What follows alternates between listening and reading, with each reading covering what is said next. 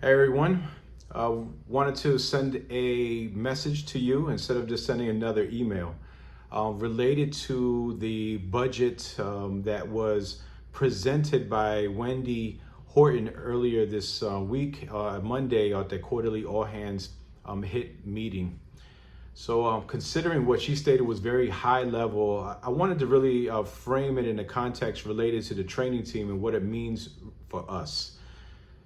What I'll first say is that we are in a good financial state. I'll reiterate that as she stated as well as an organization.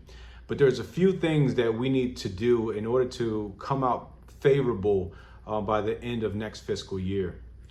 And those things were essentially keeping our budgets relatively flat as they have been recently. It also means that there's no new programs, no new positions that will be created, and it will give us a good opportunity to really settle in where we're at currently. This also meant that some of the positions that we had frozen were ultimately removed from our roster. I don't want to scare anyone, but I would like to explain a little bit more. Recently we had to go our separate ways from two provider trainers, and that was very unfortunate. We also had another provider trainer who was marked to fill a position, and that was kind of caught in that crossfires of the hiring freeze.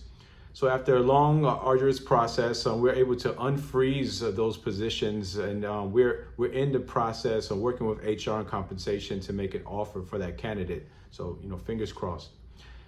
We're also we're able to advocate for those two additional provider trainers, and once those are finally approved, we'll be working feverishly to fill those positions as they're a dire need. What this also means that, or what this doesn't mean, I should say, is that we are leaning out the team. That is definitely not what we're doing. No one will be losing any positions, and I just want to make that emphatically clear.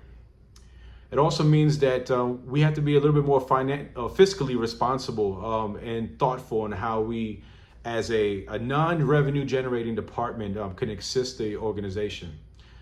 So an example of that is doing what we're already doing now, looking for opportunities to curtail or our current offerings in a way that our frontline family members spend less time in training. And also more time taking care of our patients, which are actually getting paid to do. And that's called a cost savings. We're doing some of that with the Paddock Project. And for some of you who are not familiar with that on the clinical side, we're happy to fill you in. But it ultimately is reconfiguring how we're offering training so that we can provide a more a collaborative approach with operations. And working hand in hand with them. So essentially shortening our classes and allowing them to be, in their seats a lot sooner. I know that, having budget talks, especially in the current, environment that the country's in, and things that you see on the news could be a little unsettling and scary at times. But I wanted to make sure that you all know that we're in a good place. And that Kate and I and your leadership cares about you and want to make sure that you are certain about our future. So we have a lot of great things coming up, a lot of things that we're going to be working on, and I look forward to working with each and one of you.